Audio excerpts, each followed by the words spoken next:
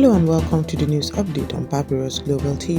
I am Christiana Babayo. Defense Headquarters confirms alleged coup plot against Tinubu, releases names of 16 indicted officers. APC denies reports of replacing Shettima as Tinubu's running mate ahead of 2027.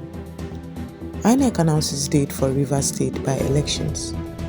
NNPC confirms successful oil well discovery in Niger Delta. Owolabi Salis makes history as first Nigerian in space. Federal High Court orders Airtel Nigeria to pay 210 million naira for unauthorized use of veteran singer's song. Tax laws spark concern as authorities plan account debits for unpaid liabilities. And now the news in full. The Defense Headquarters (DHQ) has formally confirmed the existence of an alleged coup plot aimed at destabilizing the government of President Bola Ahmed Tinubu, bringing months of speculation to a close and releasing the full list of 16 military officers indicted in connection with the case.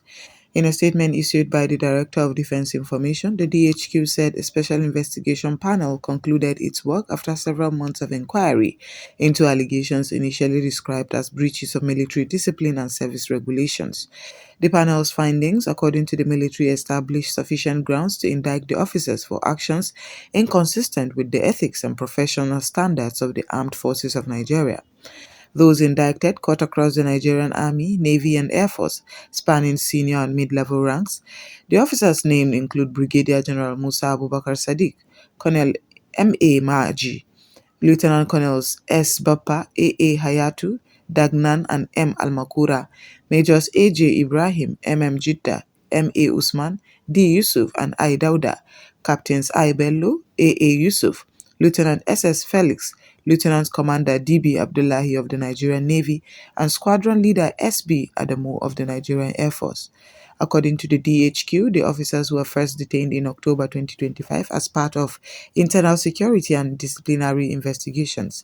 While the military initially downplayed reports of a coup plot at the time, the latest statement confirms that the investigation uncovered actions linked to an alleged attempt to undermine constitutional authority. The Defense Headquarters stressed that the process remains strictly disciplinary and judicial, noting that the case files have now been forwarded for further action in line with established military procedures. Officers found to have a case to answer are expected to face court-martial proceedings as prescribed by law. The All Progressives Congress has strongly rejected circulating reports suggesting that Vice President Kashim Shettima might be replaced as President Bola Ahmed Tinubu's running mate for the upcoming 2027 general elections. The party labeled the speculation as unfounded and aimed at creating confusion within the party. In a statement issued on Monday, 26 January by the party's National Publicity Secretary, Felix Morka, the APC described the claims as purely speculative, untrue, and utterly baseless, emphasizing that there is no plan to drop Shettima from the ticket. The party urged media organizations to desist from amplifying what it called misleading reports and mischievous news sources of questionable provenance that are designed to stir division. Morka also underscored that under Nigeria's current electoral laws, the ban on political campaign activities remains in force, adding that speculation about the 2027 presidential ticket is premature and distracts from governance priorities. The party reiterated its focus on supporting President Tinubu and Vice President Shettima in implementing the administration's Renewed Hope agenda, which it says is driving economic reforms and improving living conditions. APC figures have also publicly cautioned against the idea of replacing Shettima, warning that altering the party's ticket could have adverse political consequences for the ruling party's prospects in 2027. Nigeria's Independent National Electoral Commission (INEC) has set Saturday, February 21st as the date for the by-elections into two vacant seats in the Rivers State House of Assembly, Aoda East 2 and Kana 2 state constituencies. The decision was taken following an extraordinary meeting of the Commission and is aligned with INEC's constitutional mandate to fill legislative vacancies. The vacancies arose after the resignation of the Aoda East 2 lawmaker and the death of the representative for Kana 2, prompting the need for elections to restore full legislative representation. Inec will publish the official notice of elections ahead of the poll, and political parties are expected to conduct primaries and resolve any internal disputes before campaign activities begin. Under the Commission's approved timetable, the notice of election will be published in January 2026, with party primaries and related processes undertaken before campaigns officially start in early February ahead of the polls. The February 21 by election will provide an early test of political dynamics in Rivers State amid evolving party alignments and defections. The Nigerian National Petroleum Company (NNPC) Limited has confirmed the successful completion of Owolabi '07 appraisal and exploration well in the western Niger Delta, marking a significant milestone for the country's upstream oil sector. The Owolabi '07 well, drilled under the NNPCL Chevron Nigeria Limited joint venture, was spudded in late November 2025 rather, and safely concluded by mid-December 2025. Comprehensive testing and data logging confirmed the significant presence of hydrocarbons across multiple reservoir zones, reinforcing the area's prospectivity.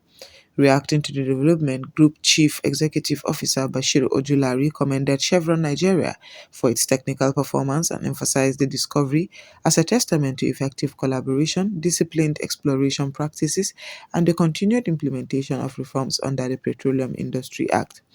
Ojulari said the outcome positively supports the joint venture's strategic priorities of increasing crude output, enhancing national energy security, and delivering sustainable value to Nigerians.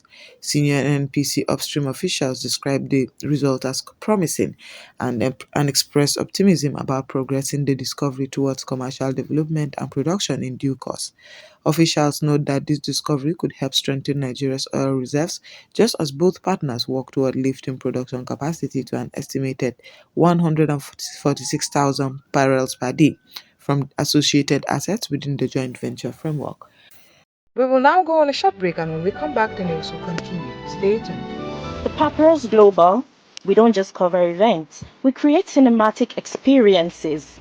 From red carpets to birthdays, gala dinners, and your fairy tale weddings, we bring your moments to life with high-tech precision. Our gadgets are smarter, our lenses sharper, and our team simply world-class.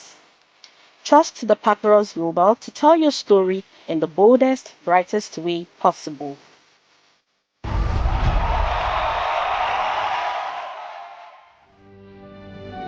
Welcome back, and now the news.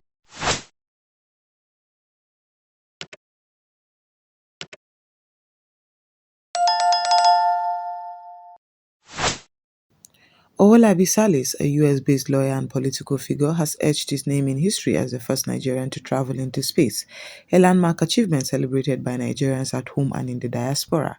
Salis' journey marks a historic milestone for Nigeria's presence in space exploration. The mission, which took him beyond the Earth's atmosphere, represents both a personal and national achievement, shining a spotlight on Nigerian participation in the growing field of civilian space travel. The achievement is the latest chapter in a career defined by Salis's diverse pursuits in law, politics, and intellectual life.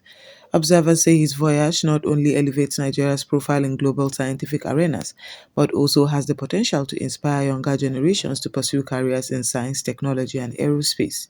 While details of the mission's operational specifics were not immediately disclosed in the initial report, space flight records show that Salis flew aboard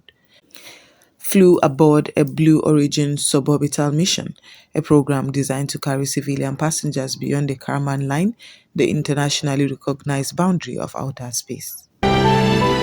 A federal high court in Ikoyi has ordered Airtel Networks Limited to pay 210 million naira in damages to veteran Nigerian singer Veno Mariuge Mbanefo over the unauthorized commercial use of her classic song Nigeria Go Survive.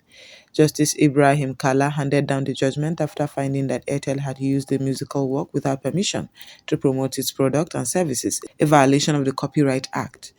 The award consists of damages and costs, reflecting the court's determination that the telecommunication firm breached the artist's intellectual property rights. The ruling also includes an injunction restraining Airtel and its agents from reproducing or using the work for advertising, telemarketing, or promotional purposes without proper authorization from the copyright holder. Mbanifo's legal action dates back to a suit filed in September 2022 after she discovered the song had been used on some Airtel marketing platforms without consent. Her counsel argued that the unauthorized use deprived her of rightful earnings and violated her exclusive rights as the song's author. Legal experts say the judgment strengthens enforcement of copyright protections in Nigeria's entertainment sector and underscores the risk companies face when using creative works without licenses. A controversial move by tax authorities has triggered public anxiety after notices suggested that bank accounts could be debited to settle unpaid taxes under the new Nigeria Tax Administration Act (NTAA), which took effect on January 1st, 2026. The Lagos Internal Revenue Service (LIRS) has indicated that it may ask banks to debit accounts of employers or other agents holding funds for taxpayers who fail to remit obligations when due, as provided under Section 60 of the NTAA. The provision allows tax authorities to issue substitution notices, directing third parties to settle outstanding liabilities on behalf of defaulting taxpayers. The announcement prompted concerns among individuals and businesses about the potential for direct debits from personal accounts, although authorities have emphasized that existing tax laws do not permit arbitrary withdrawals without formal assessment and due legal process, including garnishee orders obtained through the courts. Critics argue that the ambiguity surrounding the new enforcement mechanisms has sown confusion, with some Nigerians fearing undue interference with personal finances. Officials remain under pressure to clarify procedures and reassure the public that tax enforcement will adhere to legal safeguards. And that's all we have on the news update on Papyrus Global TV. I am Christiana Babayo. Thanks for joining us.